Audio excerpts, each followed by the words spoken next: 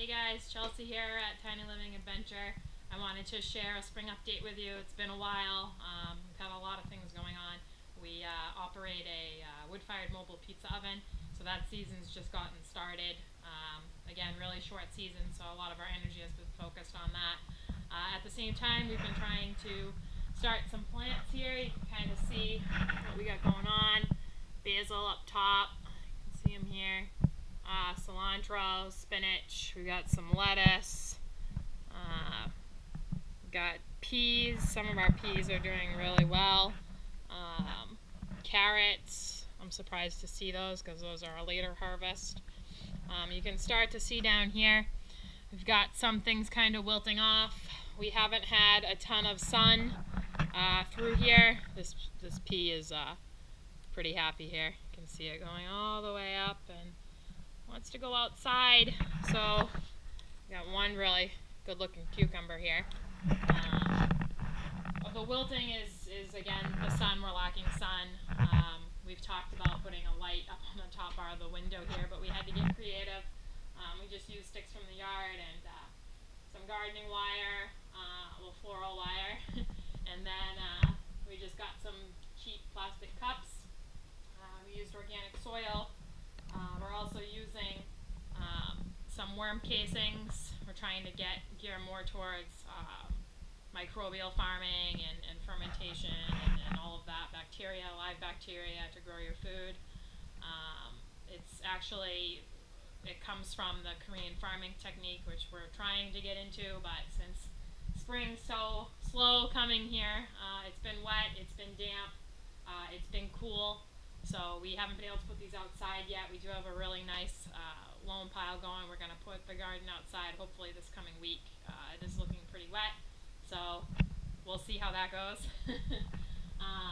We didn't entirely get to our yard, which is another reason why I'm at this window here. You can kind of see out the window. It's dirt out there. Wood piles from just construction debris.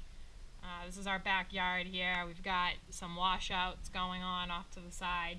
Pretty much our whole yard and the lot next door looks like this. So we're pretty much over the next 2 weeks going to try to focus on getting a bigger excavator here and just working on leveling out some fill we have.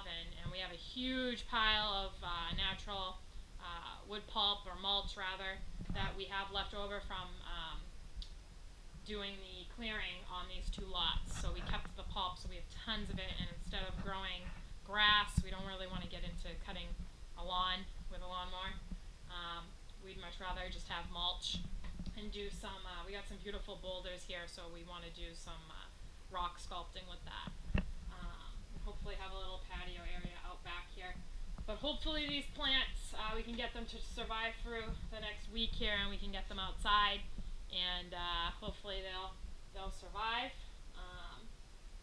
We have got to start composting. We decided not to do that through the winter just because there has been stuff everywhere and still a lot of adjusting, and the smells in this small space definitely happen quick, and I know there's ways to get around that with an indoor compost pile, but it was just something we decided not to tackle over this past winter.